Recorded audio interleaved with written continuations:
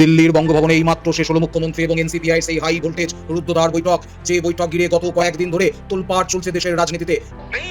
কিন্তু লাঞ্চ টেবিলের সেই বন্ধ ঘরের ভেতরে আসলে কি কথা হলো এনসিপিআই এই বৈঠকের পর কটাক্ষ ছুড়ে কুণাল ঘোষ কি বলেছেন দেখে নিন। বেইমানি এই সাংসদরা যারা দিল্লিতে আজকে কোনো বৈঠকে বসেছেন, বিজেপি নেতাদের সঙ্গে বৈঠকে বসেছেন, তারা তো মমতা বন্দ্যোপাধ্যায় দলের সাংসদ হিসেবে জিতেছেন। 2024 সালে 5 বছরের জন্য নির্বাচিত 29 অব্দি। কোন দলের প্রার্থী? তৃণমূল কংগ্রেস। নমিনেশন কে দিয়েছেন? মমতা বন্দ্যোপাধ্যায়। প্রতীক কি? ঘাসের উপর জোড়া ফুল। ভোট কারা দিয়েছেন? বিজেপি বিরোধী ভোটাররা, যারা মমতা বন্দ্যোপাধ্যায়কে সমর্থন করেন। আপনারা জিতলেন, আর আজকে বিজেপির হাত শক্ত করতে যাচ্ছেন। এটা বিজেপি তাদের স্বার্থে, তাদের অঙ্কে কিছু বিশ্বাসঘাতককে একাধিক অঙ্কে তারা কাজে লাগাচ্ছে। এই বিশ্বাসঘাতকরা কলঙ্কিত। এরা প্রধানমন্ত্রীর পাশে বসতে পারে, স্বরাষ্ট্রমন্ত্রীর পাশে বসতে পারে, কিন্তু মানুষের হৃদয়ে কোনোদিন বসতে পারবে না। তৃণমূল কংগ্রেসের সোশ্যাল মিডিয়ায় হাজারো গুজব, হাজারো ভুয়ো খবর ঘুরছে, কিন্তু আজ আমরা আপনাদের সামনে নিয়ে এসেছি একদম ভেরিফাইড নিউজ, কোনো মন গড়া গল্প নয়। আজ 4 আগস্ট দিল্লির বঙ্গভবনে হাই প্রোফাইল মধ্যাহ্নভোজ বৈঠকে সত্যি ইতিমধ্যে সম্পন্ন হয়েছে। এই বৈঠকের কেন্দ্রবিন্দুতে ছিলেন সেই 20 জন এনসিপিআই বিতর্কিত সাংসদ, যাদের আগামী দিনের রাজনৈতিক ভবিষ্যৎ এখন এক সুতোয় ঝুলছে। সাধারণ মানুষ ভাবছেন এটা হয়তো শুধুই একটা সৌজন্য সাক্ষাৎ, কিন্তু ভেতরের খবর বলছে দিল্লির অলিন্দে একটা মস্ত বড় রাজনৈতিক স্ক্রিপ্ট লেখা হতে চলেছে।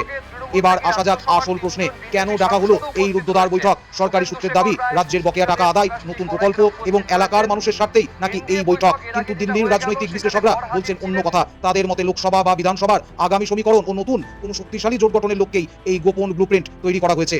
লাঞ্চের মেনুতে কি ছিল সেটা বড় কথা নয়, বড় কথা হলো এই 20 জন সাংসদের রাজনৈতিক অবস্থান আগামী দিনের দেশের ক্ষমতার ভারসাম্য ঠিক কোন দিকে ঘোরাবে সেদিকেই। একদিকে দিল্লির চাপ, অন্যদিকে রাজ্যের মানুষের প্রত্যাশা। এই দুইয়ের মাঝে দাঁড়িয়ে এই বৈঠক আসলে কত বড় একটা মাস্টারস্ট্রোক, তাই এখন দেখার বিষয়।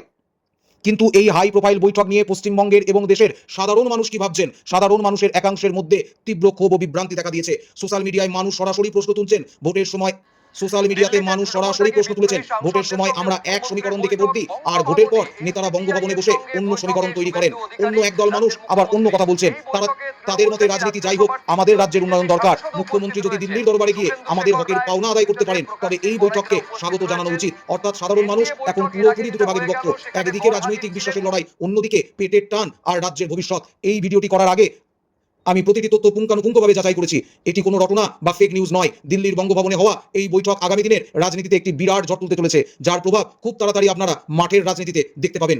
নেতাদের তো বৈঠক শেষ হলো, কিন্তু আসল বিচার তো আপনাদের হাতে। সাধারণ মানুষ হিসাবে আপনার কি মনে হয় এই 20 জন সাংসদকে নিয়ে মুখ্যমন্ত্রীর এই বৈঠক কি শুধুই রাজ্যের উন্নয়নের জন্য, নাকি এর পেছনে রয়েছে অন্য কোনো 2026 বা 2029-এর কোনো বড় রাজনৈতিক চাল? আপনার মূল্যবান মতামত নিচে কমেন্ট সেকশন অবশ্যই জানান।